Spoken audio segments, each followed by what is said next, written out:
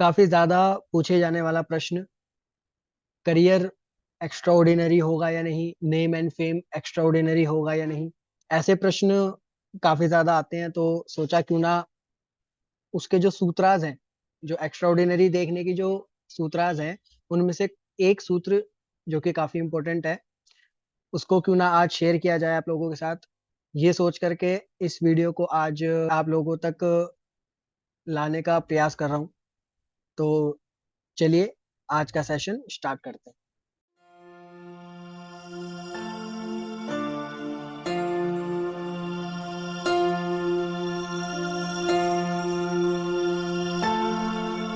काफी बार ये प्रश्न आता ही है ज्यादातर माइंड में, कि जो लोग एक्स्ट्राऑर्डिनरी, जिनका नेम एंड फेम हो जाता है, करियर जो लोग बहुत ज्यादा हाई लेवल पे चले जाते हैं, उनकी कुंडली में ऐसा क्या होता है। उनकी कुंडली में राजयोग, ठीक है, राजयोग साधारण कुंडलियों में भी होता है। तो उन कुंडलियों में ऐसा क्या होता है, उसके साथ साथ राजयोग के साथ साथ ऐसा क्या होता है, तो उसमें से एक सूत्र जो कि काफी इंपॉर्टेंट है, जो कि हम द्रेशकांड कुंडली D3 जिसको हम बोलते हैं, उससे बहुत ही ज्यादा इजिली उससे उसके माध्यम से देख सकते हैं। पहली बात, द्रेशकांड बनता कैसे है, ये थोड़ा सा पहले सबसे पहले चर्चा करेंगे, क्योंकि इसके बिना वो सूत्र समझ नहीं आएगा जो हम आज पढ़ेंगे। तो सबसे पहले उसको समझते हैं। जैसे 30 डिग्री का एक 30 डिग्री एक राशि होती है, तो उस राशि को जब हम 30 को डिवाइड बाय 3 यानी 30 डिवाइडेड बाय 3 करेंगे, तो हमारे पास 10 डिग्री का एक पार्ट आएगा। वन पार्ट जो है ईच, जो हमारे पास निकल करके आएगा वो 10 डिग्री का आएगा। वो 10 डिग्री का पार्ट जो है, वो एक पार्ट पहला दृष्टिकोण होगा उस राशि का, दूसरा दृष्टिकोण होगा 10 से 20 डिग्री, और 20 से 30 डिग्री होगा तीसरा दृष्टिकोण। सबसे पहले ये बात ध्यान रखें कि पहला जो दृष्टिकोण होगा वो 0 से 10 डिग्री के बीच में पहला पार्ट आएगा, पहला दृष्टिकोण। क्योंकि हमने 30 को 3 से डिवाइड करा है, तो 10 10 10 ईच। फिर 10 के बाद 10 से 20 वो होगा दूसरा दृष्टिकोण। तीसरा होगा 20 से 30, ये होगा तीसरा दृष्टिकोण। अब इसको समझाने के पीछे का पर्पस क्या था मेरा, क्योंकि आज का जो सूत्र है हमारा, उसमें तीन चीजें हैं।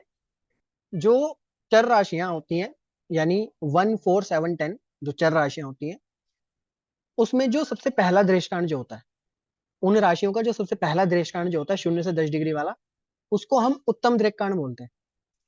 और जो दूसरा दृष्टिकोण होता है 10 से 20 डिग्री वाला, उसको हम बोलते हैं मध्यम दृष्टिकोण। और जो 20 से 30 डिग्री के बीच में, यानी तीसरा जो पार्ट होता है, उसको हम बोलते हैं अधम दृष्टिकोण। उत्तम, मध्यम और अधम, ये तीन तरह के दृष्टिकोण होते हैं। ऐसे ही जो स्थिर राशियां होती हैं, यानी वृषभ, सिंह, वृश्चिक और कुंभ, ये जो फिक्स्ड साइंस होते हैं, इनमें जो दूसरा दृष्टिकोण होता है वो उत्तम दृष्टिकोण होता है। यानी 10 से 20 डिग्री वाला जो पार्ट होगा वो उत्तम होगा। जैसे चर राशि में पहला दृष्टिकोण उत्तम होता है, ऐसे ही वृषभ, सिंह, कन्या, यानी जो फिक्स्ड साइन है, स्थिर राशियां, उसमें दूसरा दृष्टिकोण उत्तम दृष्टिकोण होता है। उसके बाद मध्यम दृष्टिकोण होता है 20 से 30 स्थिर राशियों में, और 0 से 10 वाला अधम दृष्टिकोण। ऐसे करके गिनती चलती है। ऐसे ही जो द्विस्वाभाविक राशियां, यानी 3 6 9 12, मिथुन, कन्या, धनु, मीन, इनमें जो तीसरा दृष्टिकोण होता है, जो तीसरा पार्ट होता है, यानी 20 से 30 वाला, वो होता है उत्तम दृष्टिकोण। और 0 से 10 वाला होता है मध्यम, और 10 से 20 वाला होता है, यानी तीसरा पार्ट होता है, वो होता है अधम। अब इसमें जो उत्तम दृष्टिकोण होता है, उत्तम से नाम से ही पता लग रहा है कि उत्तम दृष्टिकोण सबसे हाइयर होता है, सबसे अच्छा माना जाता है। तो अब यहाँ आज का सूत्र हमारा यही है कि जो भी ग्रह उत्तम दृष्टिकोण में होता है, जो भी ग्रह हमारा उत्तम दृष्टिकोण में होता है, अभी मैं प्रैक्टिकल कुंडली से भी समझाऊंगा इसको। तो अभी तो मैंने थोड़ा थ्योरेटिकली जो बताया, इसको प्रैक्टिकली भी जब करेंगे तो और ज्यादा इजीली अच्छे से समझ में आएगा। तो जो उत्तम दृष्टिकोण होता है वो हमारा, कोई भी ग्रह जो उत्तम दृष्टिकोण में चले जाता है, वो ग्रह हमारा स्ट्रोंग हो जाता है। वो ग्रह हमारा अपने रिजल्ट देने के लिए, अपने रिजल्ट में उसकी उत्तमता आ जाती है, ऐसा समझ लीजिए। उत्तम यानी उसमें बेनिफिशियल, उसमें जो है उसके ट्रेड्स जो है वो बढ़ जाते हैं। तो उत्तम दृष्टिकोण का ये महत्व है। अब हमें, यानी कि हमारा मेन जो, हमारी जो नजर होनी चाहिए सबसे पहले ग्रह पर, वो उत्तम दृष्टिकोण में है या नहीं, सबसे पहले उसमें जानी चाहिए। अब सूत्र क्या कहता है, पहले सूत्र को पूरा समझिएगा। और सूत्र को पूरा समझने के बाद तुरंत कुंडलियों पर ना लगाइएगा, पहले उसको, जो दो तीन चीजें हैं इसमें, उसको पूरा समझिएगा, फिर कुंडलियों पर लगाइएगा। अब इसमें जो पहली चीज है वो ये है कि लग्न, लग्न जिस भी राशि का है, वो राशि लग्न में जितने भी उसका नक्षत्र जो भी है, मतलब जितने भी अंश पे है, जैसे इस कुंडली में लग्न जो है वो 20 डिग्री 17 मिनट का, किसका, तुला का। तो तुला में 20 डिग्री 17 मिनट कहां पड़ता है, विशाखा नक्षत्र में। तो विशाखा नक्षत्र का स्वामी यानी गुरु, जुपिटर जो है वो विशाखा का लॉर्ड हो गया। तो विशाखा का स्वामी यानी गुरु। तो रूल ये कह रहा है कि लग्न का जो नक्षत्राधिपति है लग्न का, वो उत्तम दृक्काण में हो, या लग्नेश उत्तम दृक्काण में हो। जैसे कि इस कुंडली में लग्नेश कौन है, शुक्र है, तो लग्नेश दूसरी बात। तीसरी बात, या फिर चंद्र राशि का स्वामी। चंद्र जिस नक्षत्र में है, चंद्र जिस नक्षत्र में है कुंडली में, उस नक्षत्र उसका नक्षत्र का स्वामी, उसका नक्षत्राधिपति, वो या तो इन तीनों में से कोई भी उत्तम दृक्काण में हो, इन तीनों प्लैनेट्स में से कोई भी प्लैनेट उत्तम दृक्काण में हो, तो ऐसा व्यक्ति फेमस होता है, अपनी लाइफ टाइम में नेम एंड फेम को वो कमाता है, अच्छा उसका नेम एंड फेम होता है। अब ये हो गई पहली चीज। दोबारा मैं एक बात रिपीट कर देता हूं, लग्न का नक्षत्राधिपति लग्नेश, या चंद्र का जो नक्षत्र है उसका नक्षत्राधिपति, ये तीनों में से कोई भी ग्रह उत्तम दृक्काण में चले जाए तो व्यक्ति नेम एंड फेम कमाता है, पहली चीज। अभी ये सूत्र को, अभी इसमें और भी वेरिएशन है, इसको थोड़ा सा समझिएगा कि अब इसमें दूसरा पार्ट क्या आता है कि 10th हाउस, 10th हाउस का स्वामी, 10th लॉर्ड यदि उत्तम दृक्काण में हो, 10th लॉर्ड यदि उत्तम दृक्काण में हो, या फिर कुंडली का अमात्य कारक, जो हमारा जैमिनी ज्योतिष है उसमें जो हमारा AMK जो अमात्य कारक ग्रह बनता है, सेकंड हाईएस्ट डिग्री वाला जो भी ग्रह होता है, वो या तो वो हमारा उत्तम दृक्काण में हो। ऐसे हमारा जो है 10th हाउस का जो नक्षत्राधिपति आ रहा है, जैसे लग्न का हमने निकाला, ऐसे हम 10th हाउस का भी निकाल सकते हैं। सारे भाव में वही राशि पुट करके, वही सॉरी क्षमा करें, वही डिग्री पुट करके, जैसे लग्न 20 डिग्री का है, तो ऐसे ही धनु राशि में भी, यहाँ पर हम वृश्चिक में भी, धनु में भी, सब में 20 डिग्री पुट करेंगे, तो कर्क में भी अगर हम 20 डिग्री पुट करेंगे तो कौन सा नक्षत्र आएगा। तो इस प्रेजेंटेशन में जैसे कि आप देख सकते हैं कि जो हमारी कर्क राशि है, कर्क राशि में जो 20 डिग्री अगर हम कर्क राशि में देखेंगे तो 16:40 से 30 के बीच में आश्लेषा नक्षत्र होता है। तो कर्क में, इसका मतलब इस कुंडली में बुध आएंगे किसके स्वामी, 10th हाउस के। तो इसका मतलब ये हो गया कि इस कुंडली में कर्क राशि 10th हाउस में है, 20 डिग्री अगर हम यहाँ पुट करेंगे तो 10th हाउस का जो नक्षत्र अधिपति आएगा वो आएगा हमारा बुध। ऐसे ही हम 10th हाउस का देख सकते हैं, 10th लॉर्ड या फिर अमात्य कारक ग्रह हमारा हो अगर कहां पर, उत्तम दृक्काण में, यदि उत्तम दृक्काण में हो तो ऐसे में व्यक्ति का करियर वो एक्स्ट्राऑर्डिनरी उसको दर्शाता है।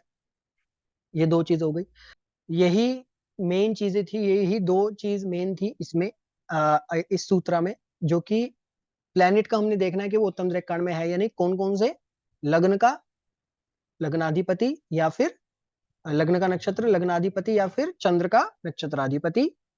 ये होगी लग्न के और 10th हाउस का, इस तरीके से देखना। अब इसमें बात आती है, सबसे बड़ी बात जो आती है वो ये आती है कि पहली बात तो हमने फाइंड आउट करना है कौन कौन से ग्रह है हमारे उत्तम दृक्काण में।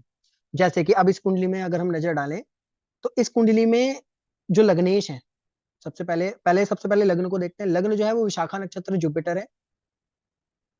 इसके बाद जो हमारा पास लग्नेश है वो हमारे पास शुक्र है। शुक्र हमारे बैठे हैं यहाँ पर सिंह राशि में। तो शुक्र जो है वो हमारे 15 डिग्री पर है। इसका मतलब शुक्र हमारे उत्तम दृक्काण में 10 से 20 डिग्री के बीच में है, सिंह राशि में बैठे हैं, इसका मतलब वो उत्तम दृक्काण में। स्थिर, मैंने बताया था स्थिर में दूसरा दृक्काण, दूसरा पार्ट जो होता है वो उत्तम दृक्काण होता है। लग्न का देखें तो लग्न का विशाखा नक्षत्र है जुपिटर, जुपिटर हमारे उत्तम दृक्काण में नहीं है। क्यों नहीं है, क्योंकि गुरु हमारे सिंह राशि कुंभ राशि में बैठे हैं, यानी स्थिर राशि में बैठे हैं। जुपिटर भी स्थिर में बैठे, और जुपिटर हमारे हैं 6 डिग्री के, यानी होने किसमें चाहिए थे, 10 से 20 के बीच में होने चाहिए थे, है ये 0 से 10 के बीच में पहले पार्ट में, दूसरे पार्ट में होने चाहिए थे, इसलिए ये उत्तम दृक्काण में नहीं। पर लग्नेश हमें मिल गया, लग्नेश हमें उत्तम दृक्काण में मिल गया। अब इस कुंडली के जो शुक्र है वो अमात्य कारक भी है। शुक्र लग्नेश भी है वो और वो अमात्य कारक भी है। तो यहाँ पर डबल बेनिफिट हो गया कि वो लग्नेश भी हैं और अमात्य कारक में 10th हाउस को भी जो रिप्रेजेंट करते हैं वो भी हमारे जो है शुक्र बन गए इस कुंडली में, और वो कहाँ चले गए, उत्तम दृक्कांड में चले गए। अब इसमें सबसे बड़ी चीज आती है, वो ये आती है कि दशा, क्योंकि हमें उत्तम दृक्कांड में प्लेनेट मिल जाएंगे, नो डाउट मिल जाएंगे, मतलब ये सूत्र अप्लाई तो होगा हर कुंडली में। ये अगर आपको कोई भी प्लेनेट लग्नेश यानी या फिर दशमेश या अमात्य कारक इस तरीके से कोई भी ग्रह अगर हमें मिल जाएगा उत्तम दृक्कांड में, तो इसका मतलब वो व्यक्ति करेगा एक्स्ट्राऑर्डिनरी, उसका मतलब नेम एंड फेम होगा। पर वो नेम एंड फेम जो है उतना प्रभावी तब होगा जब उस ग्रह की दशा भी मिलेगी उस व्यक्ति को अपने पूरे लाइफ टाइम में। यदि उस व्यक्ति को उस प्लेनेट की दशा मिल जाए तो वो सबसे उत्तम होता है, तब वो व्यक्ति ग्रोथ करता है, क्योंकि वहां से ग्रोथ स्टार्ट हो जाती है। जैसे कि ये कुंडली जो है श्री नरेंद्र मोदी जी की है, 17 सितंबर 1950, और हम सभी को पता है कि शुक्र की दशा में ही से ही इन्होंने ग्रोथ करना स्टार्ट किया। इनको शुक्र की दशा जो है वो 1986 में आई थी, और 1986 से 2006 तक चली। 19 मतलब इसी शुक्र की दशा में ही ये सबसे पहले सीएम बने गुजरात के। तो मतलब यहीं से पूरा जो जो भी कुछ स्टार्ट हुआ career wise, name and fame wise, सब कुछ शुक्र की दशा में स्टार्ट हुआ। ठीक, अब ये शुक्र ने एक्स्ट्राऑर्डिनरी और भी क्यों किया, उसके रीजन और भी हैं। क्योंकि ये शुक्र जो है वो लग्न को अर्गला भी दे रहा है, ये भी जेमिनी का कंसेप्ट है। अर्गला के ऊपर और भी कभी बात करेंगे, किसी और सेशन में बात करेंगे डीपली, क्योंकि ये इसके और भी वेरिएशंस हैं अर्गला के। तो अर्गला जो है ये लग्न को शुक्र अर्गला भी दे रहे हैं, इस वजह से ये शुक्र डबल बेनिफिट, मतलब इनको इन्होंने दिया शुक्र ने अपनी दशा में, इनको बहुत ज्यादा अच्छा रिजल्ट इनको इसीलिए मिला। तो ये बात हो गई। इसके बाद अब मैं देखो आपको, इसके बाद अब हम और भी कुंडलियां देखते हैं। ये दूसरी कुंडली, ये कुंडली में सबसे पहले लग्न पर हमारी नजर जानी चाहिए। नजर लग्न जो है हमारा वो पूर्व भाद्रपद नक्षत्र का है। पूर्व भाद्रपद नक्षत्र का स्वामी जुपिटर होता है। जुपिटर हमारे कहाँ बैठे हैं इस कुंडली में, कर्क राशि में। कर्क राशि का मतलब क्या हो गया, चर राशि, और चर राशि का मतलब 0 से 10 डिग्री के बीच में होना चाहिए प्लेनेट। और इस कुंडली में जो जुपिटर है वो बैठे भी कर्क राशि में 0 डिग्री के हैं। इसका मतलब 0 33 है ना, 33 अंश पर मिनट पर है। इसका मतलब जुपिटर जो है वो हमारे किसमें है, उत्तमा दृक्कांड में है। अब ये तो हो गई लगने की बात। अब इसमें लग्नेश जो है वो हमारे पास शनि है, क्योंकि कुंभ लग्न है। और शनि जो है वो बैठे कहां पर है, अगेन स्थिर राशि में। स्थिर ही राशि का लग्न है और स्थिर ही राशि में लग्नेश आ गया। अब वो जो शनि है वो भी कहां पर है, 19 डिग्री 14 मिनट, यानी स्थिर में दूसरा पार्ट, यानी 10 से 20 वाला। तो यानी शनि भी इसमें उत्तमा दृक्कांड में है, लग्न भी उत्तमा दृक्कांड का है, लग्नेश भी उत्तमा दृक्कांड में बैठे हैं। इसके बाद चंद्र राशि जो है वो हमारे पास स्वाति है, यानी राहु। राहु हमारे बैठे हैं, अगेन वो भी स्थिर राशि में बैठे हैं, और राहु हमारे उत्तम दृक्कांड में नहीं है। ठीक हो गया, यानी हमारे पास जो प्लेनेट, हमें एक ही प्लेनेट चाहिए था वैसे तो, यहाँ पर दो आ गए, कोई बात नहीं, पर ये मतलब और अच्छा हो गया और बेनिफिट हो गया, पर एक भी प्लेनेट मिलता तो अच्छा होता है। अब यहाँ पर इसका बेनिफिट इनको कैसे मिला ये, अच्छा ये कुंडली जो है वो श्री अमिताभ बच्चन जी की है, 11 अक्टूबर 1942। अब इस कुंडली में और भी पहले, अच्छा चलिए पहले सारे प्लेनेट को देख लेते हैं, और कौन कौन से प्लेनेट इनके उत्तम दृक्कांड में। इनके जो बुध है अमात्य कारक, वो हमारे कन्या राशि में है। 4 प्लेनेट है इनके कन्या राशि में। कन्या राशि 3 6 9 12 द्विस्वाभाविक राशि होगी। द्विस्वाभाविक राशि में तीसरा जो पार्ट होता है, यानी 20 से 30 वाला, वो उत्तम होता है। तो बुध जो है इनके कितने डिग्री के हैं, 23 डिग्री के, 23 डिग्री 37 मिनट, यानी तीसरे पार्ट में है उत्तम दृक्कांड में। तो अमात्य कारक भी उत्तम दृक्कांड में आ गए। इसके बाद सूर्य जो है वो 24 डिग्री के, 24 डिग्री 26 मिनट, यानी सूर्य भी उत्तम दृक्कांड में आ गए। इसके बाद शुक्र 15 डिग्री के हैं, तो शुक्र उत्तम दृक्कांड में नहीं है। इसके बाद मंगल, मंगल हमारे 22 डिग्री और 39 मिनट्स, यानी ये भी हमारे उत्तमाद्र रेखाखंड में। कौन? मंगल, सूर्य और बुध, ये हमारे तीनों प्लेनेट जो अष्टम भाव में बैठे हैं, ये तीनों की तीनों हमारे, शुक्र को छोड़ के तीनों की तीनों हमारा उत्तमाद्र रेखाखंड में। इसके बाद राहु केतु को छोड़ के, चंद्रमा को छोड़ के, चंद्रमा भी हमारे क्योंकि चर राशि में, और चर राशि में ये 10 डिग्री क्रॉस कर चुके हैं, 10 डिग्री 55 मिनट, यानी 10 डिग्री क्रॉस कर चुके हैं, तो इसका मतलब वो उत्तमाद्र रेखाखंड में नहीं है। अगर ये 10 से कम होते तो ये भी उत्तमाद्र रेखाखंड में होते। अब हमारे पास ये प्लैनेट्स आ गए। हमारी कंडीशन थी कि अमात्य कारक होना चाहिए, या फिर 10th लॉर्ड होना चाहिए, या फिर लग्नेश होना चाहिए, जो करियर और नेम फेम को बता रहा है। तो नेम फेम के लिए हमारे पास दो प्लैनेट है, कौन? शनि और गुरु, वो हमारे नेम एंड फेम वाले प्लैनेट्स हैं। इसके बाद करियर के लिए हमारे पास बुध है, अमात्य कारक भी उत्तमा में है, और 10th लॉर्ड मंगल भी हमारे उत्तमा में। तो दो प्लेनेट हमारे करियर वाइज उत्तमा में आ गए, और लग्न से रिलेटेड, नेम फेम से रिलेटेड दो प्लेनेट हमारे पास किसमें आ गए? उत्तमाद्र रेखाखंड में लग्न के आ गए। अब हम इनकी दशा यदि हम देखें तो दशा वाइज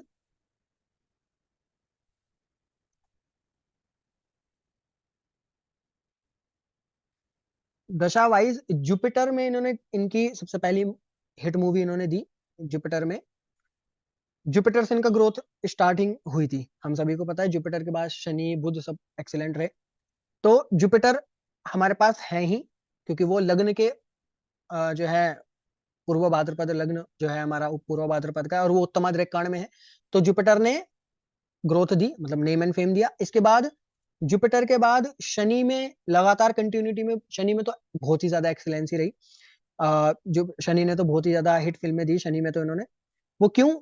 उसके पीछे एक और रीजन भी है, वो अर्गला वाला सेम, क्योंकि अर्गला जो है सेकंड हाउस में बैठा ग्रह लग्न को, सेकंड हाउस में, फोर्थ हाउस में, फिफ्थ हाउस में और 11th हाउस में बैठा ग्रह अर्गला देता है। तो यहाँ पर फोर्थ हाउस में शनि बैठे हैं, तो वो अर्गला भी दे रहे हैं लग्न को, और वो उत्तमाद्र रेखाखंड में भी है लग्नेश होकर के। तो ये दो तीन चीजें इसमें एक्स्ट्रा जुड़ गई, इस वजह से शनि में लगातार कंटिन्यूटी में रही। फिर बुध अमात्य कारक, अगेन उत्तमाद्र रेखाखंड, बुध की पूरी दशा। फिर केतु के बाद अभी शुक्र चल रहे हैं एट प्रेजेंट। शुक्र हमारे उत्तमाद्र रेखाखंड में नहीं है, ना ही वो अमात्य कारक या कुछ है। तो कुल मिलाकर ये जो तीन दशाएं इनको मिली, जुपिटर, सैटर्न एंड मरकरी, वो इनको दशाएं लगातार ही जो है हमारी उत्तमाद्र रेखाखंड वाली रही, और जिसमें कि शनि सबसे ज्यादा एक्सीलेंट रहा, क्योंकि वो लग्न को अर्गला भी दे रहा था। तो इस तरीके से हम देख सकते हैं। अब मैं एक कुंडली आपको और दिखा देता हूँ, और ज्यादा क्लैरिटी आ जाएगी एक बार।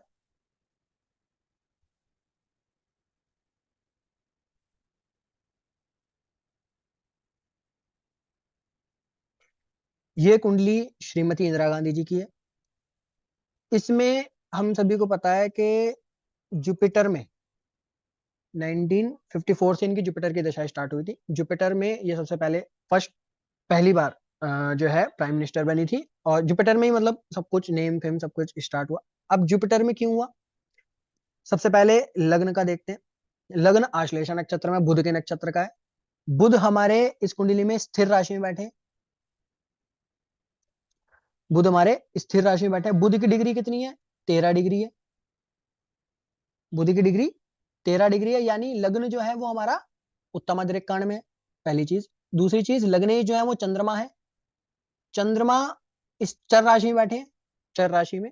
तो पहला पार्ट, तो चंद्रमा हमारे 5 डिग्री 36 मिनट, यानी पहले पार्ट में, इसका मतलब वो भी उत्तमाद्र रेखाखंड में है। इसके बाद तीसरी चीज, चंद्रमा का जो नक्षत्रेश है, यानी उत्तराषाढ़, यानी सूर्य, वो हमारे कहां पर है? स्थिर राशि में, और सूर्य हमारे 4 डिग्री के हैं, तो ये हमारे उत्तमाद्र रेखाखंड में नहीं है।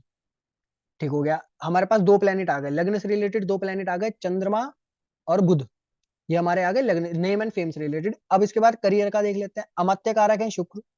शुक्र हमारे बैठे हैं धनु राशि में, द्विस्वाभाविक राशि में, और वो है 21 डिग्री की, 20 से 30, वही मतलब द्विस्वाभाविक में तीसरा पार्ट होता है। तो शुक्र भी इसका मतलब हमारे उत्तमाद्र रेखाखंड में है। इसके बाद 10th लॉर्ड जो है इस कुंडली में, यानी मंगल, वो हमारे बैठे हैं कहां पर? स्थिर राशि में, द्वितीय भाव में, स्थिर राशि, सिंह राशि में बैठे। और ये भी हमारे अगेन उत्तमाद्र रेखाखंड में है, क्योंकि 16 डिग्री 23 मिनट के यहाँ पर मंगल जो है विराजित है सिंह राशि में द्वितीय भाव में। तो 10th हाउस से रिलेटेड भी हमारे पास अमात्य कारक भी आ गए, 10th लॉर्ड भी आ गया। ठीक हो गया, 2 प्लेनेट आ गए। अब इनकी दशा जो है जुपिटर में क्यों स्टार्ट, अच्छा जुपिटर हमारे कहीं नहीं आ रहे अभी तक, हमारे जो है ना लग्न से रिलेटेड आ रहे, 10th हाउस रिलेटेड नहीं आए। पर जुपिटर क्यों, जुपिटर में स्टार्ट हुआ सब कुछ, उसका रीजन ये मैंने कुंडली इसलिए रखी लास्ट में, ये चीज समझाने के लिए कि ऐसे केस में भी, अब देखिए यहाँ पर देखिए कि जुपिटर जो है वो वृषभ राशि में बैठे, यानी स्थिर राशि में बैठे, और जुपिटर 15 डिग्री के, यानी दूसरे पार्ट में, यानी ये भी उत्तमाद्रेक कांड में, जुपिटर भी उत्तमाद्रेक कांड में है। पर उत्तमाद्रेक कांड में है, उत्तमाद्रेक कांड में तो है, पर वो लग्न या दशम भाव से संबंध नहीं है उनका। पर वो लग्न को अर्गला दे रही है, लग्न को अर्गला दे रही हैं। ये अर्गला का कंसेप्ट पूरा प्रॉपर करेंगे। पर जैसे कि मैंने बताया था कि सेकंड हाउस में बैठा ग्रह, 4th हाउस में, 5th हाउस में और 11th हाउस में बैठा ग्रह लग्न को अर्गला देता है। तो यहाँ पर जुपिटर लग्न को अर्गला दे रहे हैं, और वो भी अच्छी खासी अर्गला दे रहे हैं। तो इस वजह से जुपिटर ने, और क्योंकि वो उत्तमाद्रेक कांड में, इस वजह से जुपिटर ने अपनी दशा में इनको उठाया। जुपिटर में सबसे पहले ये 1966 में बने, सबसे पहले प्राइम मिनिस्टर बनी। और 1966 की अगर हम दशा देखें तो जुपिटर में चंद्रमा में ये बने, जुपिटर में मून 1966 से 1967 जो है जुलाई तक इनको चंद्रमा की अंतरदशा बनी थी। तो चंद्रमा की अंतरदशा में ये प्राइम मिनिस्टर बनी, और चंद्रमा क्या है, लग्नेश होकर के उत्तमाद्रेक कांड। तो कहने का मतलब है कितना क्लियर है और कितना आसान भी है, बस वो मेथड समझ में आना चाहिए कि उत्तमाद्रेक कांड होता कौन सा है, और उसमें जो भी ग्रह बैठे हैं वो लग्न से संबंधित मतलब है या नहीं, या दशम भाव से संबंधित है या नहीं, और उनकी दशा मिल रही है या नहीं, सबसे इंपॉर्टेंट। क्योंकि उनकी दशा से, अगर उनकी दशा नहीं मिलेगी तो फिर वो उतना ज्यादा हाई लेवल जो है अपने करियर में या नेम फेम से रिलेटेड उतना नहीं मिल पाएगा। तो दशा मिलनी बहुत जरूरी है अपने लाइफ टाइम में उस प्लेनेट की। तो ये था आज का सूत्र।